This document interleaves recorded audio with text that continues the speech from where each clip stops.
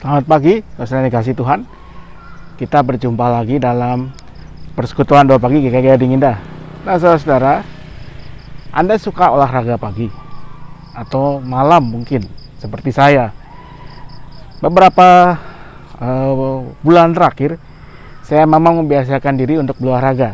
Dan olahraga yang saya pilih jalan pagi atau jalan malam atau jalan sore, karena itu yang paling ramah untuk kondisi tubuh saya dan sudah terbukti hasilnya baik. Dan kalau saya berjalan, ya rata-rata saya jalan itu sekitar 1 jam ya. 1 jam itu kira-kira 4-5 kilo. Dan biasanya kalau sudah saya berhenti berjalan, artinya sudah setelah 1 hari jalan, 2 hari, 3 hari, lalu saya berhenti agak lama, untuk memulainya lagi juga tidak mudah. Dan ada ada rasa sakit di kaki ketika mulai berjalan. Dan ketika mulai berjalan itu biasanya rasa sakit di kaki itu akan muncul kira-kira di setelah 1-2 km. Dan di situ saya ada pilihan, berhenti berjalan karena kesakitan atau tetap berjalan. Dan ternyata setelah saya memilih tetap berjalan, setelah kilometer ketiga, keempat, kaki menjadi enteng. Bahkan bisa berjalan terus sampai saya pernah dalam 1 hari itu kira-kira sekitar 9 atau 10 km saya jalani. Itu dengan kaki yang tidak sakit lagi, sudah sangat enak untuk berjalan. Bahkan saya pikir kalau saya tidak ingat waktu, sudah hampir 2 jam berjalan, saya masih bisa berjalan terus. Nah, demikian juga dalam hidup kita. Kadang-kadang ketika ada penderitaan, ada masalah, kita memilih untuk berhenti. Kita memilih untuk mencari pelepasan yang mudah, yang gampang. Siapa sih yang kepingin sakit? Siapa yang ingin menghadapi kesulitan? Siapa yang ingin menghadapi penderitaan, kesakitan? Tidak ada, saudara. Kita cenderung menganggap penderitaan itu sebagai sesuatu yang tidak baik. Wajar, tidak ada orang yang ingin menderita. Nah, menariknya dalam Alkitab ada satu kesaksian dari Rasul Paulus yang memberikan satu value untuk penderitaan. Begini bunyinya.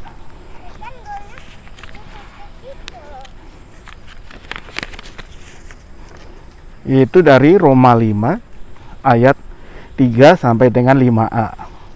Dan bukan hanya itu saja, kita malah bermegah juga dalam kesengsaraan kita, karena kita tahu bahwa kesengsaraan itu menimbulkan ketekunan, dan ketekunan menimbulkan tahan uji, dan tahan uji menimbulkan pengharapan, dan pengharapan tidak mengecewakan.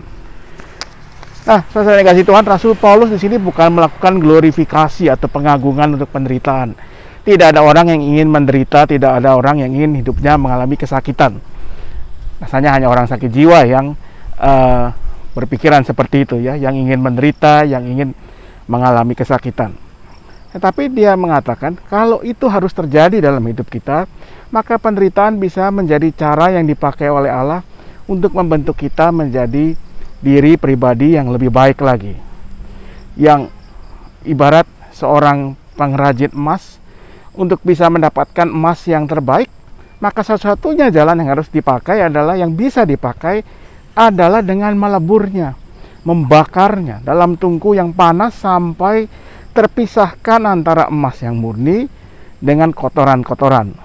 Disitulah baru didapatkan emas yang kadarnya tinggi, yang bagus, yang terbaik, baru bisa dibentuk menjadi perhiasan, menjadi uang, menjadi logam mulia yang berharga. Kalau tidak, dia hanya akan menjadi sampah yang tidak berguna. Karena itu penderitaan sebetulnya bisa menjadi alat melatih diri kita. Melatih diri kita menjadi lebih sabar, menjadi lebih kuat, menjadi lebih belajar menerima apa yang menjadi kehendak Tuhan yang mungkin tidak sesuai dengan kehendak kita. Melatih diri kita untuk berjalan terus bersama Tuhan, sekalipun kita tidak selalu bisa mengerti apa yang Tuhan kehendaki. Dan Tuhan mengatakan, lewat Rasul Paulus, Tuhan mengatakan pengharapan yang dihasilkan lewat ketekunan menjalani berbagai pergumulan dan penderitaan itu tidak pernah mengecewakan. Karena itu kiranya kalau kita masih harus menjalani hari-hari kita yang tidak lepas dari berbagai pergumulan, penderitaan, sakit penyakit, masalah keluarga, masalah ekonomi, berbagai macam hal.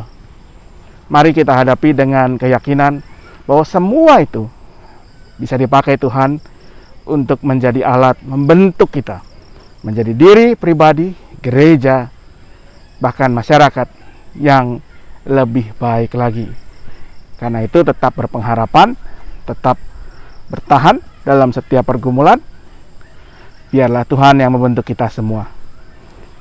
Mari kita tetap berpengharapan bersama Tuhan. Tuhan memberkati selalu. Saya mau melanjutkan olahraga saya. Sampai bertemu kembali.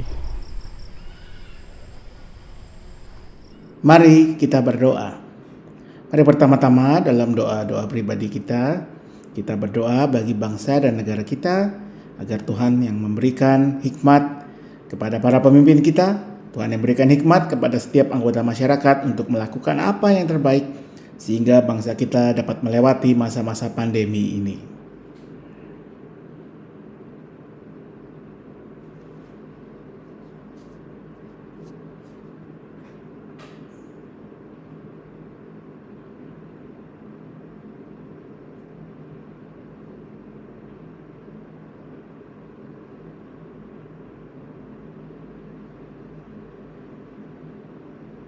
Mari kita berdoa juga agar Tuhan memberikan hikmat kepada gereja Tuhan dimanapun ada, gereja yang harus juga beradaptasi menghadapi pandemi ini, baik dalam kehidupan ibadah dan persekutuannya, tetapi juga dalam karya pelayanannya di tengah masyarakat, agar gereja bisa bukan hanya sekedar bertahan hidup atau ada, tapi sungguh hadir di tengah kehidupan, di tengah dunia, di tengah masyarakat, menjadi berkat, menjadi perpanjangan tangan kasih Tuhan.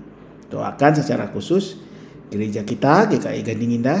Doakan setiap orang yang terlibat dalam pelayanan, doakan setiap anggota jemaat dan simpatisannya, agar lewat kita semua kasih Tuhan boleh dirasakan oleh sebanyak mungkin orang.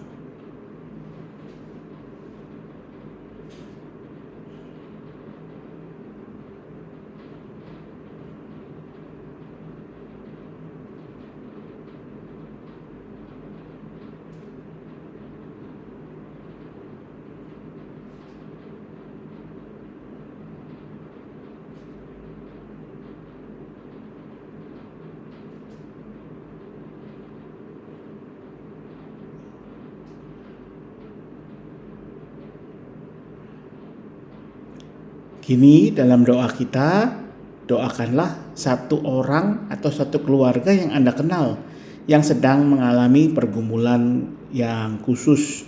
Apakah itu masalah kesehatan, atau mereka tengah mengalami pergumulan di tengah keluarga, atau mengenai kehidupan ekonomi dari seseorang atau keluarga itu. Doakan agar dengan kekuatan dari Tuhan mereka bisa bertahan melewatinya, bahkan makin dibentuk, makin dikuatkan oleh Tuhan, hingga menjadi pribadi atau keluarga yang lebih kuat, lebih berserah kepada Tuhan.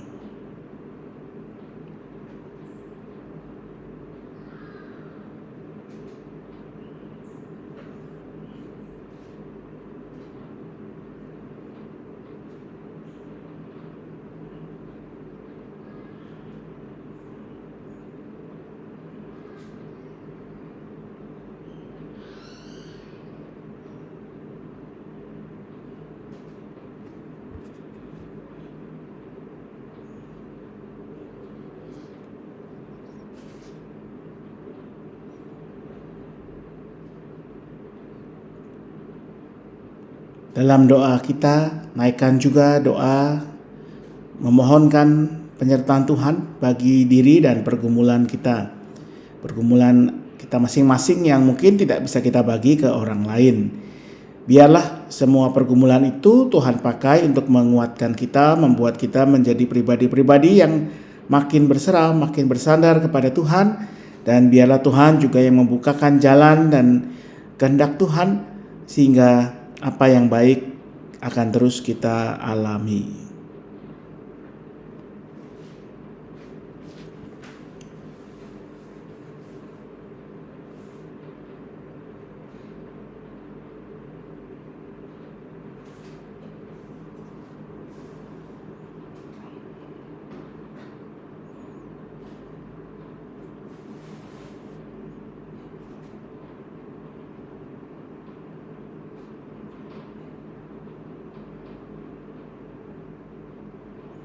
Ya Tuhan, kami mau berdoa untuk setiap orang yang mengikuti, yang berdoa bersama dengan kami pada hari ini, pada pagi ini. Tuhan yang menyertai kami semua dalam kehidupan keluarga, kehidupan kerja, hidup pelayanan kami. Setiap tantangan, pergumulan yang kami hadapi, biarlah tidak kami lihat sebagai batu sandungan yang akan menjatuhkan kami, tetapi sebagai cara Tuhan untuk menguatkan dan membentuk kami menjadi pribadi yang lebih baik, menjadi keluarga, menjadi gereja yang lebih baik lagi. Sertai kami dalam kehidupan kami, beri kami kesehatan, kekuatan, berikan hikmat dalam memilih dan memutuskan apa yang harus kami kerjakan. Berikan juga kekuatan, kesehatan kepada anak-anak atau cucu-cucu kami dalam studi mereka. Biarlah dalam segalanya kami menyerahkan diri, keluarga, dan hidup kami dalam tangan kasih Tuhan. Hanya dalam satu nama, yaitu Yesus Kristus Tuhan kami, yang sudah mengajarkan kami berdoa demikian. Bapa kami yang di surga, dikuduskanlah namamu. Datanglah kerajaanmu, jadilah kehendakmu di bumi seperti di surga. Berikanlah kami pada hari ini makanan kami yang secukupnya. Ampunilah kami seperti kami mengampuni orang yang bersalah kepada kami. Janganlah membawa kami ke dalam pencobaan, tetapi lepaskanlah kami dari yang jahat. Karena Engkaulah yang mempunyai kerajaan, kekuasaan, dan kemuliaan sampai selama-lamanya. Amin.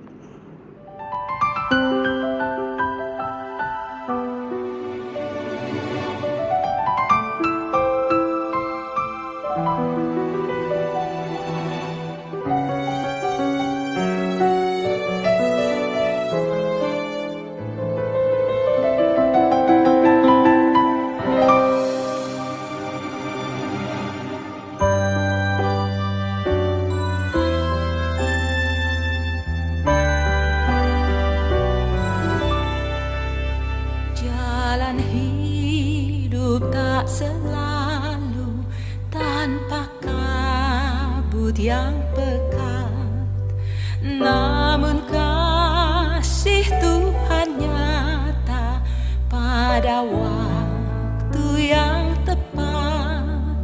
Mungkin langit tak terlihat oleh awan yang tebal, di atas nyala membusur pelangi kasih yang kekal.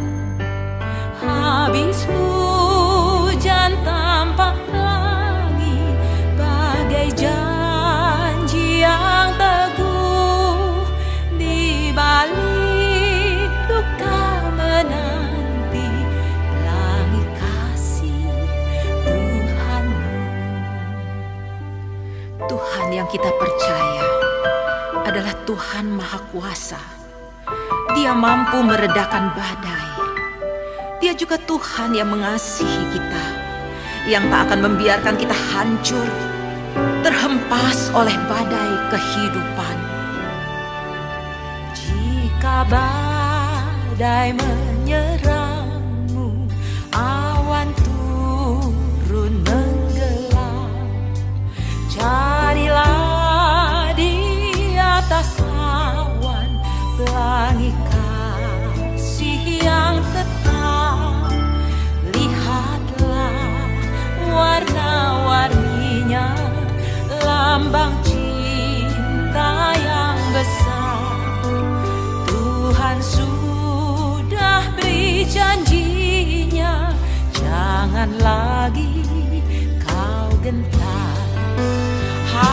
habis hujan tampak pelangi, bagai janji yang teguh. Di balik duka menanti, tangi kasih Tuhanku.